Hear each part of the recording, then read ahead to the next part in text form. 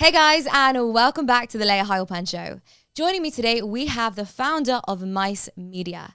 We're going to be discussing everything from Web3 and how it's revolutionizing the internet to censorship, building online brands and online communities.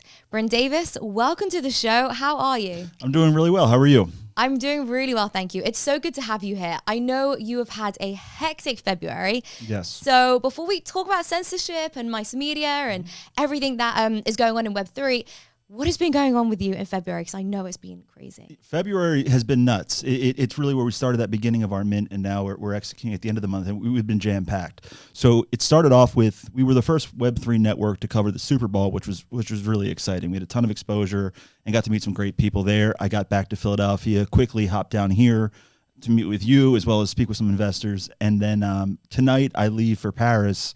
We're speaking at NFT Paris and covering that event as well. And then after that, I shoot right over to Tbilisi, Georgia to work with our development team to really execute and bring this network to fruition. So when you told me that you're the first Web3 platform covering the Super Bowl, I thought that's just incredible. That's insane. That's mainstream adoption. But not a lot of people have heard of the term Web3, or they've heard of it and they don't really know what it is.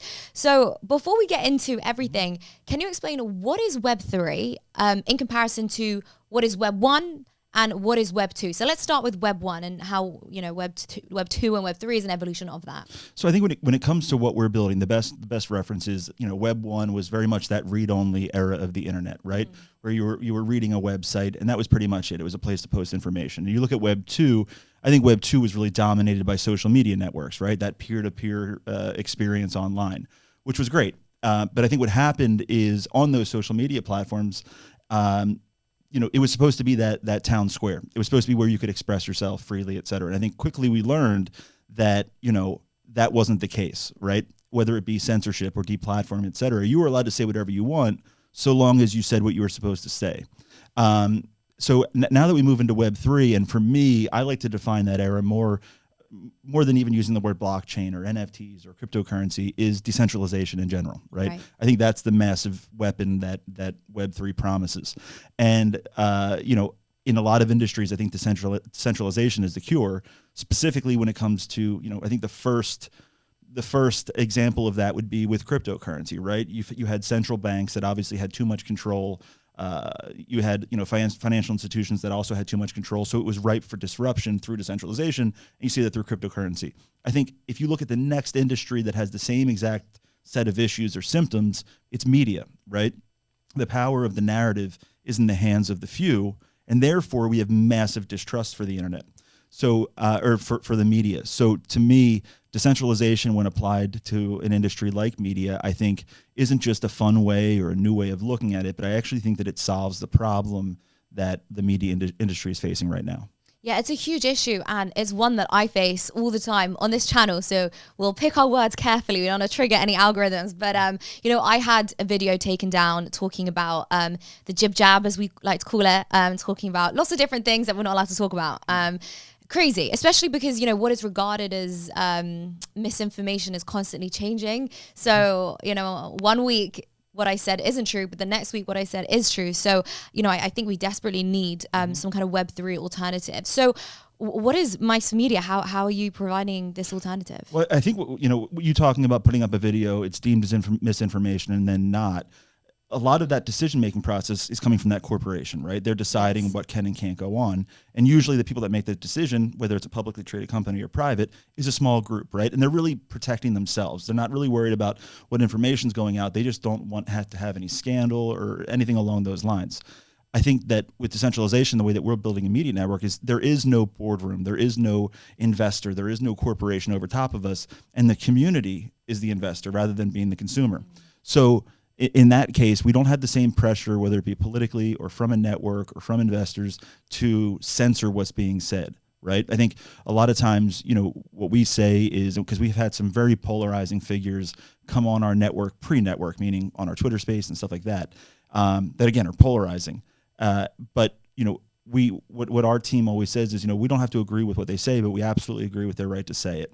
And a lot of times what we found is when people say provocative things, I'll use Tommy Robinson. I'm not sure if you know Tommy. Yeah, of course. But, I know Tommy. Yeah, as a British person, every Brit knows Tommy. Yeah. So Tommy, I mean, Tommy's, when it comes to a case study for our media network, is perfect, right? Tommy has a pretty hardline approach when it comes to Islam and to the effect that it had on Luton. And when we announced that he was coming on, you know, there was a huge backlash of like, oh my gosh, how are you having this guy on, et cetera, et cetera. And, you know, the thing with someone like Tommy is this: he says something, right? And the media will take a piece of what he says, kind of put it out there. It'll create a big ripple, and then they take away his stage and cancel him, right? So he has no ability to speak and counter what anybody's saying about him, which is a travesty. So when we have Tommy on, you know, what we told our listeners was, at the end of this conversation, you still might not agree with Tommy whatsoever, right? You might have nothing in common with him, but that context as to how he got to that opinion, that's where the juice is, right? Is figuring out how he got there. I think a lot of times you look at the 90s and early 2000s, the media interaction, whether it's on CNN or Fox News, it's taking that thing that was said, yelling back and forth, and that was entertainment. I think now we've been kind of desensitized to that model, and having a curious conversation as to why he thinks the way he thinks, and giving him that stage and not ripping it away is, I think, you know, paramount.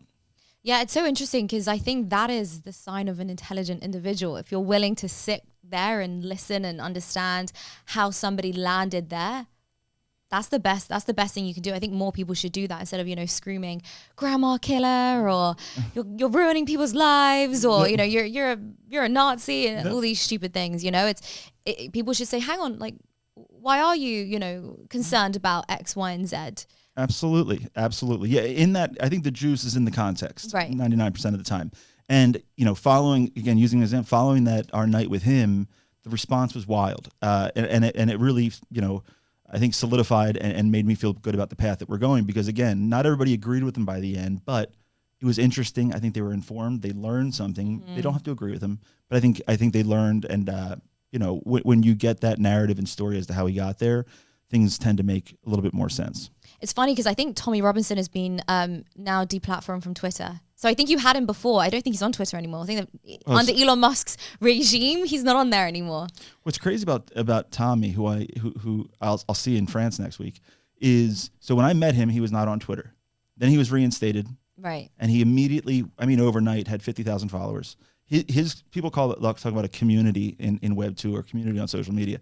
His community is the most supportive community I've ever seen. When he does something, more than Andrew Tate, I think he's got some competition. He's the one who introduced me to Andrew. Yeah, Andrew has the same thing, right? But since he has been deplatformed again from Twitter, so he's off and on. He has a love-hate relationship with Twitter, I think. Yeah, and it's funny because actually deplatforming somebody, in my opinion, makes them a hero. Like, it makes them a martyr, and then it makes people curious as to why this person was deplatformed. People then end up searching for them, joining their newsletters, and then becoming more involved in that person's narrative and opinion. So really, it's almost counterproductive, don't you think? Totally agree. It's almost like a business model, right? Right. To get deplatformed, a lot of times will help you out, right? Because now all of a sudden you're in the news again, or you're at top of mind, and people want to know why you got deplatformed. So it's an interesting situation. Yeah. So in terms of decentralization, can you talk to me a little bit about why it's so important and what it actually means for content creation in the future? Yeah, so we look at it two different ways, right? The way that I initially, so when I had my first, I guess, introduction into Web3, right? The first article that I read about Web3, what I thought was breathtaking about the model was that the ownership can be democratized, right? I spent a lot of time working in venture capital, and it's a nightmare because you're pitching the brand to a few people. It's just like, it's like an outdated system. When I saw decentralization in terms of how to build a brand, I thought it was breathtaking. You were able to activate a community that would usually be your fans, but now they're actually, instead of it being a brand and the supporters, you're all together now because they're a part of what you're building. So the fundamental structure as to how Mice Media is built is decentralized. So then you talk about the network itself, right? So how is the network decentralized? So with Mice Media, what we've done is embedded in our network are all the tools for any individual to be able to create content, right? So, you know, you talk about the different genres in the news, right? You look at that old newspaper. It used to be, you know, news and politics, sports, tech, business, whatever, right? In each of those portals, we give the ability for the individual to create content, right? Someone like you who would be on a much higher level, or an individual who wants to have a podcast, we decentralize that so individuals can create the content and put it on the network, right? So there's not that barrier between network and consumer. And that democratization and leaning into that whole citizen journalism side of things is the way that we curate that content. But I think the biggest distinction is, especially if you're talking about Web3 and utility, let's say, right? It's not as though that network is only going to be contributed to by mice holders, right? We're an outward-facing media network that's built by the mice holders. So for us, there's a hierarchy in terms of how that decentralized content actually works, right? So number one is, there is anybody who is able to make content or willing to make content can. But at the same time, we're able to aggregate content from other media outlets and put it on our platform. We also have contributors that work for mice that really anchor down all of those different genres. And then we end up being able to democratize it so anybody can contribute. So it's really just a free form, like you said, decentralized or democratized approach to media content. It's just so fascinating because it's so in contrast to what we have now, where we have these major, tech companies who have a huge monopoly on the market. So can you explain to us how companies like Google and Facebook control Web 2 and then also control the information? Well, I think with Web 2, especially talk about Facebook, I don't think we knew what we were signing up for. Everything was so new when we started signing up for social media, right? When you went on that platform, you didn't realize what you were actually giving up. So I think they were able to get a massive amount of market share just because the technology was new and nobody really understood it. I think, when you talk about creators and you talk about content and you talk about someone like YouTube, let's say, or any of those outlets, is because they got so much market share so fast, they were able to be piggish in terms of the revenue that they receive for people that put out great content, right? So someone puts out a YouTube video that gets 1 million hits. YouTube's going to, from that ad spend, YouTube's going to take, 90% of it, maybe more, right? The only reason they can do that is because they're the biggest show in town and they were there first and they have the market. So for us, right, I think, the opportunity and the responsibility even is to flip the script, right? So when somebody creates content on our network, number one, we're going to not take 90%. We're going to be the ones maybe taking 10% or less. So that's number one, right? But that's such a linear approach to monetizing content is just through ad spend. There's so many different ways to reward the creator for putting out valuable content, and that's what we've done. So number one is, let's say that you're going to have a live stream or you're going to have a show, right? On our platform, you could make that a ticketed event so that somebody pays $1, $2, $5 to watch that individual stream, right? If somebody watches it and wants to tip you, they're able to tip you in real time right through the platform.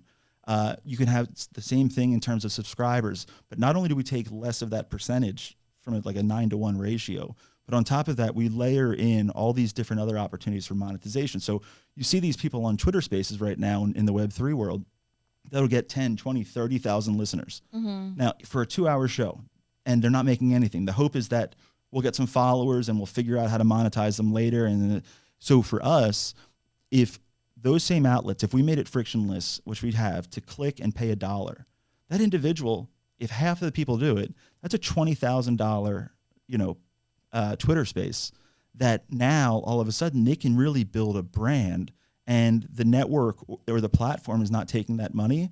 I think that, we have a huge opportunity to reward the creators that are really what's making this whole industry spin. Yeah, as a creator, I think that's hugely valuable, and also it provides a really important incentive to bring people over to these platforms, because we're having these conversations about how bad YouTube is, and yet this is going out on YouTube. So we are almost our own worst enemies because we continue to financially support the companies that we don't like. So no, this is good. I think it provides an incentive for us to actually migrate. Well, the irony is crazy, right? So if you look at the NFT world, right? Everybody's out there preaching decentralization, right? That's what we stand for, or whatever, and we're preaching that on a very, very, very centralized platform. Well, exactly, yeah. which is wild, right? Yeah. So I think and what we've looked at with our team is when it comes to Web3, right? That umbrella with NFTs, cryptocurrency, et cetera. Very infrequently are tools made for Web3, specifically for Web3. We find tools like Twitter Spaces or whatever, or Discord, that were made for other things, and we apply it to Web3. So our paradigm was, let's create it for this industry, right? That section of our media network that's for technology, let's create it for people in Web3. And I think by doing so, you're able to, account for taking care of creators, pushing valuable content and so forth. One of the things that I talk about on this podcast is how I believe that big tech is in bed with governments. And we saw that anyway on Twitter when the Twitter files came out, and how they were instructing Twitter to take down certain posts, and it was all very political. We saw the same thing with Facebook. So have you seen this? And also, why do you think this is? So yeah, I think it was crazy because originally my at first blush, my knee-jerk reaction was, hey, if it's Twitter or it's Facebook or whatever it is their brand, right? Although we want it to be a public square, it doesn't have to be. They can do whatever they want, right? I push back on that a little bit. Yeah. The only reason I push back, originally I would agree with you, private companies do what they want. However, and again, you can tell me if I think we're going to end up in the same spot, but go ahead. Okay, well then okay, fine. So I was just going to say, it was Elon Musk that did a tweet that basically said Twitter has now evolved into this town square, the term that you used. And so now I do believe that Twitter has a responsibility to the public to provide a public sphere where for free information and where people have the opportunity to learn and have access to all sorts of information, diverse content and diverse information. Just because of how big it's grown, I do believe that it does have that responsibility, despite it being a public company. Totally agree. I think it has the responsibility to, especially if someone like Elon says that, right? Because if he says it, you have to follow it through. But I think, theoretically, put that aside, if I'm looking at it as from a free market perspective, the individual network can do whatever they want, right? But the second that the government gets involved with that process, everything's out the window. Once the government's forcing it, like you saw with the Twitter files, then it becomes this kind of collusive scenario where it looks like the government's controlling the social media outlets, et cetera, which is, again, while I think decentralization is so important, not on the content side, but in the creation side of the actual entity, because, the reason that those outlets are biased or are politically influenced is because there's a small group of people that can be influenced to create that kind of culture for their network. When you don't have those few people, and rather you have thousands of people that are the governance and ownership of the network, you're not going to have that same pressure. You're not going to be as effective of influencing a network when it's owned by that many people. So I think that's one of the reasons why decentralized media is massively disruptive. So talk to me about Mice Media again, because we touched on this, but I want to get more detail about your community and how you're actually able to enable free speech. And I'm going to take a quote from your website. It says, "You are the first political NFT to hit blockchain, tackling free speech and censorship to disrupt woke media." I love that you put woke media in there. That's funny. So what's special about your community? What are you doing? How are you disrupting woke media? No, I love that. That was one of the outlets that covered us. And that quote, I think, was perfect, especially for a sector of our followers that epitomizes this really well, right? So it kind of comes back to the first time that I even really saw what Web3 was, right? So I'm 38. When I was 22, I started my first brand, right? Okay. And that was a 15-year run. We started off in Philadelphia. We ended up having locations everywhere from the Philadelphia area over into East Africa, and they were healthy fast food restaurants. And at the end of that, right, you talk about a year and a half ago or so, the pandemic came through, and it either mandated the closure of a lot of our restaurants, or it made it so that people couldn't come in and eat, et cetera. And it just made what I had built for 15 years not what we started off with, right? It really, became a tough situation due to all those mandates. So I was in one of the final restaurants that we had, and I get this article. I read this article on Rolling Stone about Bored Apes. I had no idea what Web3 was. Never even heard the word NFT. And as I was reading it, my mind was blown that a project can put art out, right, and then a community manifests around that, and there's value. My mind was blown. I thought, this is breathtaking. But because I was on the outside, I looked at it as, well, that's great, right, to create a community around art. But what if you tapped into an existing community or culture and then gave it a space on Web3, kind of flip the script there, right? Understood, yeah. So, at this time, as everybody knows, in that during the pandemic, everybody was consuming media. They're either watching TV or they're on social media because they can't leave their house. And at that point in time, I think media probably had the worst reputation it has in the last 20, 30 years, right? Whether it's mass media, everything that you're getting is biased and skewed and highly opinionated. And on social media, like we said before, cancel culture is at its height. People are getting deplatformed. So, as we were building that initial community, it was people that were tired of that media control, right? So what I think is unique about our community is that it's not because we have a shared interest in a JPEG or art. It's really because we tapped into a culture that already exists. And the reason that I think the project's done as well as it has so far is because, first thing is, you establish yourself in Web3, you create your community, and then there's that whole component of utility. And I think a lot of brands are looking to check off that box. They need to say they have some utility, right? So they're going to say, oh, we're going to create a video game in the future, or oh, we're going to do something, whatever. To me, what's very novel about what we've built is the community came together because of a problem, right? And the utility solves that problem. Creating a network that is the answer and antithesis of the networks that we didn't like really creates a cohesive narrative. And I think that's why, to this point, we've had such a vibrant community and had the traction that we've had. Well, it's so interesting because NFTs have evolved so much. They used to be just art, JPEGs, and for me personally, I was unable to see the value in it other than, authenticating something on the blockchain. But talk to me about how it's evolved in terms of actually providing utility, whether it's, a ticket to access a live stream, whether it's a ticket to have, access and a gateway to a community. Like, how has it evolved? And then especially in terms of Mice Media, like, what are you offering in terms of utility? Yeah, no, I completely agree. It boggles my mind when you look at these amazing projects out there and what they're doing with these powerful tools that we have, right? The blockchain, smart contracts, decentralization. Those are some massive tools that we can put to use, and we're putting them to use, in my opinion, like you're saying, for art and silly things where it's fine, but there's so much more out there, right? So to me, an NFT project, the art is something that is just at this point, I think, something that you need to offer so that people can use it and feel like there's something there. But the value comes in the utility more than anything else. So in our case, for the utility of Mice Media, we did go through and apply a lot of that traditional media that you find in NFT projects. So people have the IP rights, right? We've already had, before Mint, we had an in real life event out in Arizona. We're also going to have one out in Paris. So there's value there as well. We do the in real life and digital merchandise, all these things that all these projects do that do have value, we do, and that's great. But for us, the massive value is in fundamentally creating an outward-facing brand, Mice Media Network, which is for the whole entire market, but it's built by our holders. So they participate in that growth and then in that governance.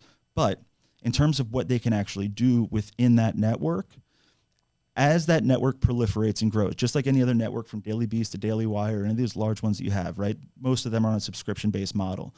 The first and easy one is that all of our holders have access to all of that content in perpetuity forever, right?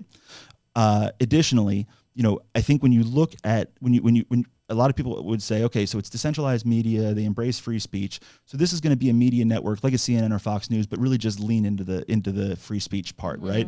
I think that's pretty bland. If you look at other media networks right now, right, whether it's again Fox News, MSNBC, CNN, it's almost like they all use the same templated Wix site and just inserted different opinions. It's a read only or watch only. There's nothing else. You either read a story or you watch a story. That's it. So if you were truly to, completely drop all preconceived notions about what media should be, right, and completely reinvent it, what would it be? Right now, how would we want to interact with media? How would we want to consume media? So for us, we looked back at how this all started, right? When I was growing up, and probably for 150 years before that, people woke up in the morning, they got their newspaper and a cup of coffee, and within an hour, they were informed, right? And when you looked at that front page of the news, you're able to see all the highlights of what's going on, and then turn to the page that you actually want to read more about, right? And, as technology progresses, there's real-time news. Now the newspaper doesn't really make sense because it's outdated. By the time you read it, it's old news, all that stuff, right?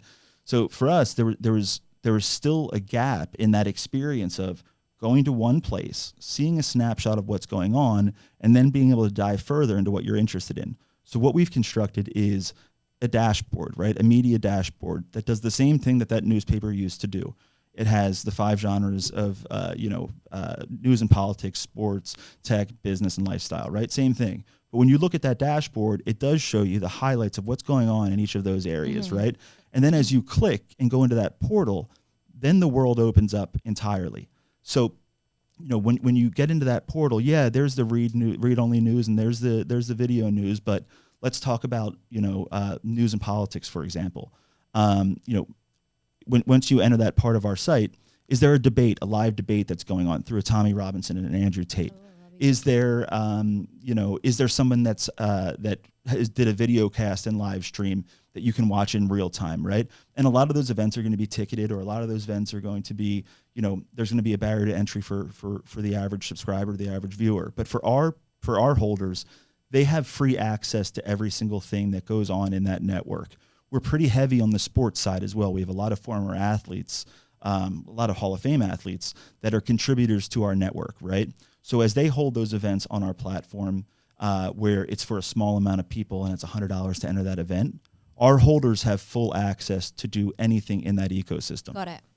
How are you different, and also just what's your take on the broader NFT space? The infamous Bored Ape Yacht Club, the crypto punks. Like, what is your take on them? First of all, I'm a huge fan of Bored Apes because that was my introduction into this space, right? So it always holds a place in my heart. And I think right now there's so much more you can do in Web3 than what Bored Apes did, but that's not their fault necessarily, right? Because as the first movers, I give them all the credit in the world. They blazed a trail for everybody else to go down. So everybody that builds right now is kind of on the shoulders of the brands that did it first. Yeah. So, when I say that there's a lot more to do, I still think that they did a tremendous job.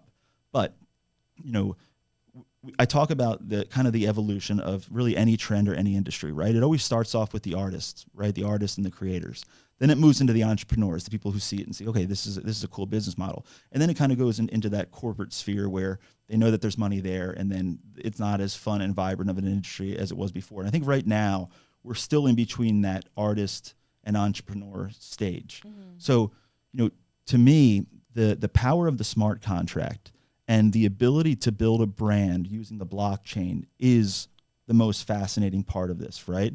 And I think that we're going to find a lot more brands that intentionally build with the community as holder or as owners of that actual brand. I'll tell you what blew my mind, because when I looked at it initially, I had a different viewpoint. So when I read that first article about Bored Apes, right, and I'm reading that there's 10,000 apes, the community is vibrant, they're pushing the brand, I'm thinking, this is amazing. I'd spent a lot of time raising money for my previous company. I'm thinking, this is an amazing way to raise capital, right? People buy into this project, they're able to have equity in that project, and it proliferates and it grows. And that's not the case. When you buy a Bored Ape, you own 100% of your Bored Ape and 0% of Yuga. Mm-hmm. So to me, that's kind of odd, right? And I think a lot of purists would say that's the way it should be. This is the way that the industry should be built, et cetera. Mm-hmm. But, it's inevitable to me that somebody's going to be able to figure out, hopefully us, somebody's going to be able to figure out how to apply a security to an NFT. How can equity be built into that smart contract? Because I think, especially in our case, or a brand like ours, is when you buy that NFT, if it also represented a piece of that brand, that's magical, right? Because then you look at the value of the NFT and it's really split. There's the traditional rarity, scarcity, and the hype that's around the project that drives it. But if it's reflective of a share of that company, then right then and there, it has X amount as value. And when you fuse those two together, that's pretty amazing. And I think inevitably that's going to happen. And, when it's the mom test, when what we call it, right? In explaining what an NFT is, it's still difficult. Yes. You have to go through you have to jump through all these hoops. If you said an NFT is the digital representation of ownership in a brand, mm-hmm. immediately it's understood. Mm-hmm. You buy a piece of the brand, and that's how you participate in having shares. I think that inevitably that's where the puck is going. Yeah. And whoever can get there first, I think, is going to break some massive barriers. Yeah, no, I agree with you. I mean, especially in terms of regulation, I think regulators aren't going to miss an opportunity to consider many different things, securities and shares in companies. Because right now, I know there is that gray area. with regards to NFTs. But if you fractionalize something and you turn them into, you know, digital ownership, those are securities. But if you don't fractionalize it, then it's just an NFT. So I agree with you. We're going there. It's going to become extremely mainstream. And I mean, regulators aren't going to miss an opportunity to get involved in that. No, and I think that just breaks, larger than, I think it'd be a great model for our brand. It breaks venture capital as a whole. Think about it, right?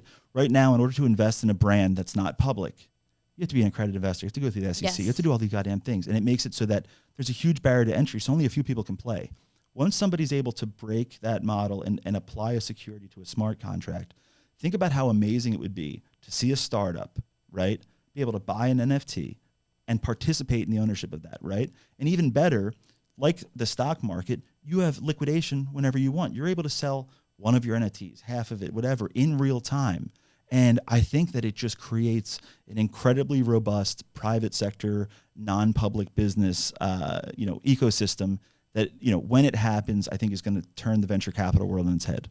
Yeah, again, I'm still interested to see how regulators are how they're gonna deal with all of this. It's gonna be fascinating, just because there's gonna be some wars. But just because you got to be an accredited investor and you have to be this level and that level, and yeah, it's gonna be fascinating to see how it plays out. There is gonna be wars, and the wars are already starting. They are. Yep. But speaking of wars, I think Andrew Tate is somebody who kind of like epitomizes everything we've sort of discussed in terms of censorship, free speech, trying to understand how somebody landed with an opinion rather than, you know, being upset about their opinion. And obviously he's been deplatformed. He's also now in jail, which is pretty crazy. I think actually yesterday they announced that they're going to be extending that. But you have this weird, ironic story with Andrew, which is interesting. So can you just tell me about it and how you know him? Yeah. So once we started getting into like this circle of free speech and censorship, it's a wild group, right? It's a pretty small group and it's pretty connected. That's right? true. Yeah, it's big, but everybody knows everyone. Huge. Everybody knows everybody. Yeah. It's very particular. Yeah, it's bizarre. And I stepped foot into that maybe 6 months ago, and I was introduced to Tommy Robinson, who I told you about, right? And Tommy. If you look him up online, you'd think that he's a Nazi crazy individual. If you ever speak to Tommy, he has a heart of gold and he's a nice guy, even if you don't agree with what he says, right? So we're talking to Tommy and I'm explaining what we're building with Mice Media. He had no really idea about the blockchain, anything like that, didn't have a digital wallet, but was hooked, like really hooked. We talked every day for a long time, and I'll meet him this weekend. And I'm telling him, I'm talking about this project and talking about what we're building, and he goes, hold on, I have a friend who would be very, very interested. Give me 1 second. Let me call him and see if he'll talk to you. Okay. And I was like, okay. I had no idea. I'm thinking that's like his buddy. I have no idea who he's talking about. So I was like, cool. I said, he gets back on the phone and says, hey, my buddy's my mate. My mate's ready to talk. My mate. That's how we speak in England. We don't say buddy. It doesn't come out. It doesn't flow from my mouth correctly. But he said, can you hop on the phone? I said, sure. I got on. It's Andrew Tate. Now, this is the month after he had been like the most Googled band in the world or whatever. So ridiculous. So we talked to Andrew. Incredibly nice human. I think his cousin Luke was the one that we dealt with as well. Incredibly nice guy. And what ended up happening was, I didn't want our brand to be epitomized by one person. If Andrew wanted to get in an NFT project, it would sell out in 5 minutes, and that's great, but that would be an Andrew project. Correct. So Andrew is a holder of roughly 10 mice, right? Which is fun. And it was crazy because we had a Twitter space. We hold some monster Twitter spaces, and I had asked him to come on. I think I said, can you come on tomorrow? The next day, he said yes. And literally, that was the day that he was taken away the next day. Oh, wow. And it's baffling. But, the first question I got from our community was, well, would you still have Andrew on now that this news came out? And I said, of course. Yeah. Because it's the same thing of, again, Andrew could speak. The worst part of it is, when it comes to media in that case, is when a story about Andrew comes out, it's an opinion about Andrew that comes out, right? The first thing you're going to hear is the opinion, and then they'll maybe sprinkle in some loose facts, but it's the opinion. There's nothing better than getting information directly from the source. It doesn't mean that it's correct. It doesn't mean you have to agree with it. But I'd love to have Andrew explain his part of the story and where it came from. Doesn't mean I support it. So, I think that's the way that our network operates, and hopefully when he gets out, which I thought it was soon, but when he gets out, hopefully we'll be able to get him on. Yeah, I don't know when he's getting out. Everyone keeps asking me, and I don't know. I know that the women have been put on house arrest, so that's like, one stage towards a little bit of normality, but I don't know. Well, what is your take on Andrew being cancelled and other, people being cancelled like Tommy Robinson and Alex Jones and there's many people, Kanye West. Like, what's your take on that? I mean, again, if you take out that government element, right, that happened around the last election, then I think, you know what, the platform can do whatever it wants, which I think is a huge opportunity, because then if you create a platform that doesn't have that same level of censorship, the market, I believe, will gravitate towards that ecosystem or that media network, and that's where we exist, right? So if Twitter or Facebook or whoever doesn't want to allow those individuals on, you know, because they don't agree with what they say, they think that, you know, it's hurtful or whatever their opinion is, fine, that's great. Let them do whatever they want. But let's create a home for those individuals on both sides of the aisle that they don't have to worry about being censored, being deplatformed, and all of those different things. I mean, a lot of these guys, the people that you named are obviously very high profile, but if you look at other people who create content on, let's say, YouTube, right? That's their livelihood. Yeah, that's right? True. They have to wake up. I talk to people like this all the time. They wake up in the morning and check their YouTube account first just to make sure they're still on. That's not fair, right? Unless you're inciting like violence or something insane. Which I'll pretend you are, by the way. You know? Yeah. Don't get the jib jab. You're inciting violence. I mean, but anyway, we had a guy that was a part of our network early on. Young kid, 17, crazy. He was coming up on 500 million views on YouTube. He was a man in the street, and he'd go up and ask Trump or Biden, right? Oh, that's so funny. Yep. Trump or Biden. That was it. That was the question. It was actually kind of genius, because you got these amazing responses with such a simple question. Oh, that was genius. And again, he's on his way to 500 million hits in 2 or 3 months. It was crazy. And not only did they never allow him to monetize, they never did that, but on top of that, once it came to the point where he'd applied for it and gone through, they took him off. They gave him a forever ban, no warnings.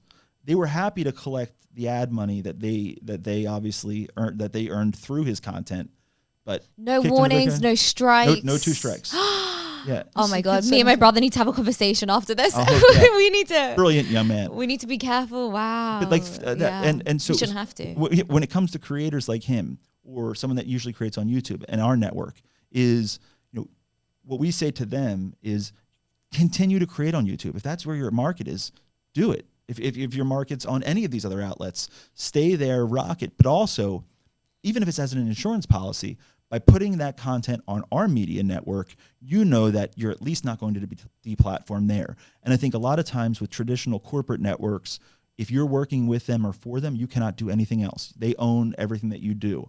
I think that is an outdated model. And for the people that create content for us and with us, create it everywhere you would like, but also have a home with us. And I think between that and not taking the lion's share of profits from people that create, you become a very approachable and open network, which is just so different than the networks that we're dealing with right now. So how do people get involved? Like, how do I start working on Mice Media? How do I put my content on Mice Media? How does it work? Okay, so in terms of the network and it being delivered, again, 2 things. Number one is I leave for Georgia. It'll be there about 30 to 60 days. And our tech stack is already built. So all the features that I've already told you about are there.